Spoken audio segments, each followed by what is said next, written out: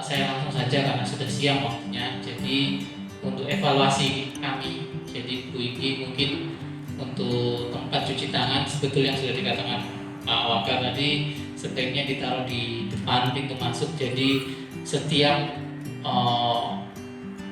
warga ataupun orang yang mau masuk ke balai desa sebaiknya suruh cuci tangan dulu Bu Iki.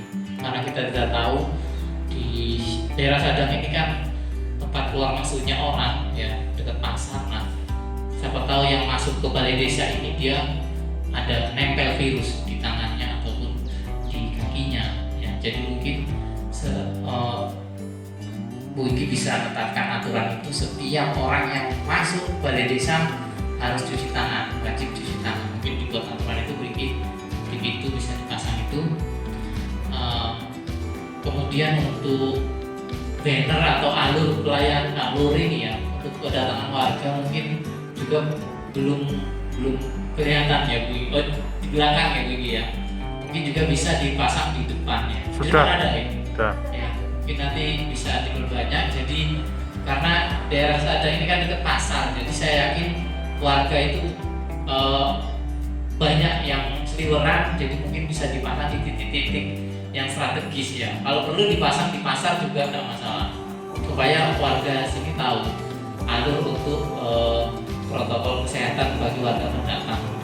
Jadi memang aturan itu setiap detik bahkan setiap berubah terus, karena memang kita ini dalam keadaan bencana ya, bencana darurat ini. Aturan itu setiap waktu pasti mengikuti keadaan di lapangan.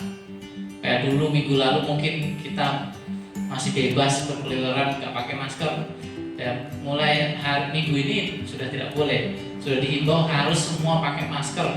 Masyarakat yang sakit maupun yang sehat harus pakai masker. Masyarakat mungkin pakai masker kain ya, untuk bukan saja untuk mencegah, tapi juga supaya siapa tahu dia ada terjangkit virus tidak menulari ke yang lainnya ya. Itu wajib sekarang semua warga masyarakat harus pakai masker ya, apapun itu, masker kain, masker yang kesehatan kalau memang ada. Karena ini kalau kain kan murah ya. Kalau yang masker kesehatan kayak saya ini biasanya tenaga medis untuk melayani pasien yang memang udah sakit, itu agak mahal biasanya, apalagi sekarang banyak harganya melambung tinggi. Nah, untuk protokol kedatangan warga itu ada yang minggu lalu sudah kita sampaikan. Mungkin datang ke balai desa gitu, mungkin dirubah sekarang. Kalau memang warga datang langsung suruh ke rumah, isolasi diri di rumah, mandi, buka baju, berendam semua yang ada, mandi, kemudian isolasi di rumah, tidak boleh kemana-mana selama 14 hari. Warga yang dari zona merah ya. Kemudian keluarga melapor ke RT atau ke desa bahwa ada keluarganya yang baru datang dari zona merah. Warganya tidak usah kemana-mana yang baru datang itu, di rumah saja yang melaporkan keluarganya ya. Kalau seandainya nanti laporan itu akan diteruskan ke tingkat desa akan dicatat oleh tim gugus desa ya. Nah, itu nanti pemantauannya akan dilakukan oleh RT RW dan juga bidan desa. Kalau selama 14 hari itu ada keluhan panas, demam, nanti yang bersangkutan atau keluarga melaporkan ke bidan desa atau RT juga bisa, nanti akan ditindaklanjuti dengan diberikan obat ya. Jadi tetap warganya tidak boleh keluar kemana-mana dulu. Kalau hanya batuk, demam atau mungkin pilek saja, jangan suruh dia berobat kemana, ke puskesmas atau datang ke rumah bidannya, karena nanti kalau dia membawa virus bisa menularkan kemana-mana. Cukup tetap di rumah isolasi diri, nanti akan diberikan obat ya. Cukup keluarganya yang ambil obat atau nanti bidannya yang mengantarkan, dikasihkan ke yang bersangkutan. Intinya yang bersangkutan 14 hari tidak boleh keluar kemana-mana. Setelah diobati nanti akan dipantau setiap hari oleh kesehatan melalui WA ya. Ditanyakan kondisinya membaik atau memburuk sudah mengkonsumsi obat. Kalau semakin membaik, ya diteruskan obatnya, tetap isolasi diri di rumah. Kalau memburuk, tidak ada perubahan, bahkan sampai sesek atau mungkin semakin lemah, tim kesehatan akan turun ke rumahnya, ya, akan ke rumahnya, diperiksa ulang. Kalau memang butuh kita rujuk langsung ke rumah sakit. Jadi warga yang baru datang itu tidak kemana-mana dia. Supaya apa? Supaya kalau dia membawa virus tidak menulari kemana-mana, ya. Karena sekarang kondisi sekarang ini Pak, cepat sekali memang ada pasien-pasien yang terjangkit corona ini tidak ada gejalanya, ya. Jadi dia sehat seperti kita biasa ini. Kenapa bisa tidak ada gejala? Imunitasnya dia bagus, tetapi dia bisa menularkan ke orang lain. Ini yang sangat berbahaya, ya. Ini yang sangat berbahaya adalah orang-orang tanpa gejala ini. Bisa saja warga kita yang dari zona merah ini bisa saja dia ada virus di tubuhnya, tapi dia nggak ada gejala apa-apa, dia sehat.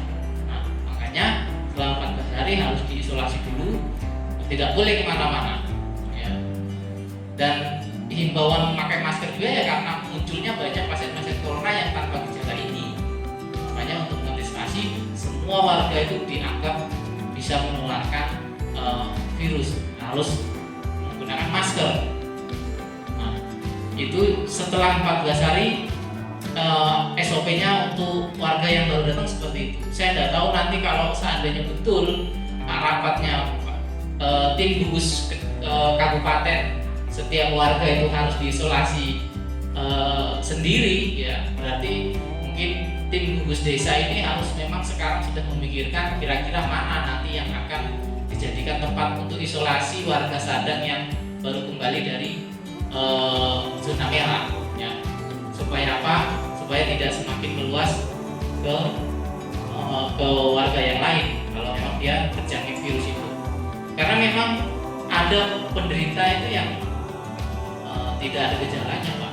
Dan ini korbannya adalah para dokter, ya, yang meninggal sekarang ini sudah 25 orang dokter yang meninggal, dokter spesialis, dokter umum, karena mengira orang yang sehat itu yang dipraktekannya itu tidak tertular corona karena tidak ada gejala-gejala corona. Padahal setelah diperiksa lab itu membawa virus, terpapar virus corona, meninggalnya karena corona, ya.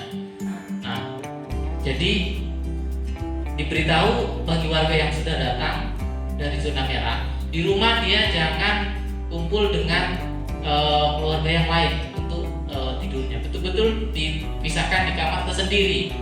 Jangan sampai nanti isolasi di rumah 14 hari, di rumah kumpul sama keluarga yang lain, sama istrinya, sama anaknya. Nah itu nanti kasihan istri dan anaknya tertular malah.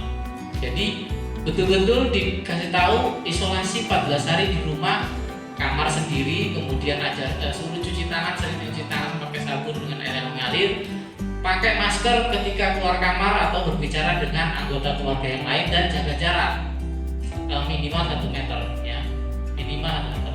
Itu sampai 14 hari di rumah, ya. Jadi jangan sampai nanti, ya betul dia nggak kemana-mana, nggak ngopi, nggak ke pasar, tapi di rumah dia dengan bebasnya berbicara dengan keluarganya, terus tidurnya juga campur sama anaknya, sama istrinya, atau sama keluarga yang lain. Nah itu ada resiko tertular, menulari keluarga yang lain, ya. Jadi nanti tolong tim gugus desa ini bisa memberikan informasi ke warganya yang baru datang. Isolasi di rumah, pertama kamar tersendiri, kemudian menggunakan masker tetap, sering-sering cuci tangan, jaga kebersihan lingkungan, kemudian jaga jarak ketika berbicara dengan keluarga yang ada di rumah. Tahan dulu selama 14 hari, ya, jangan sampai di rumah dia berinteraksi terlalu dekat sama keluarganya. Boleh berinteraksi, hanya dipatuhi protokol itu, jaga jarak minimal 1 meter, kemudian gunakan masker supaya kalau memang dia membawa virusnya tidak keluar, ya, tertahan di maskernya itu.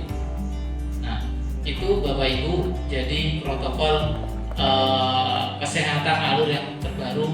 Nah, tadi sudah saya share juga Wingi mungkin dari Bu Bidan untuk relawan desa COVID-19 itu sesuai surat edaran dari Menteri Desa nomor 8 tahun 2020 bahwa setiap desa wajib membentuk relawan desa. Nah, mungkin minggu lalu kan sudah kita usulkan membentuk tim ya yang terdiri dari perangkat desa, keamanan dan juga kesehatan. Nah, ini tinggal dikembangkan tim ini ya, namanya boleh relawan desa, boleh tim gugus desa, intinya ada tim desa untuk pencegahan penularan COVID-19 ini. Tugas-tugasnya apa? Di situ surat edaran menteri itu sudah ada jelas, termasuk pendataan warga yang baru datang, penyemprotan ya, kemudian sosialisasi COVID, kemudian menjaga keluar masuk pergerakan warga, itu ada semua di situ tugasnya. Nah, dan itu diketuai oleh kepala desa, wakilnya adalah ketua BPD, sekretarisnya sekdes, dan anggotanya adalah semua unsur lapisan masyarakat dari RT, RW, tokoh masyarakat, tokoh agama, kader ya, atau karang taruna, atau mungkin ada warga yang juga ingin bergabung menjadi tim, silakan dimasukkan ke dalam tim relawan desa COVID-19 ya, untuk jadi semua jelas. Jadi itu ada nanti yang mendata warganya siapa, yang memantau, yang mengecek kalau ada yang sakit. Nah, itu di situ ada tugasnya masing-masing. Nanti di situ lengkap, mungkin bisa dibaca, nanti tinggal dikembangkan tim yang ada. Kemudian nanti kalau memang tim ini sudah berjalan seperti yang sudah disebutkan, dananya itu dari dana desa ya. Jadi dana desa memang semua nanti kemungkinan akan difokuskan untuk penanganan ini. Mungkin itu dari kesehatan, protokol yang terbaru ya. Jadi ini akan mudah-mudahan nanti tidak ada warga desa Sadang yang terjangkit corona ini ya, dan khususnya di seluruh Tuban tidak ada yang terjangkit. Mungkin itu dari saya, kurang lebih mohon maaf. Saya akhiri, assalamualaikum warahmatullahi wabarakatuh.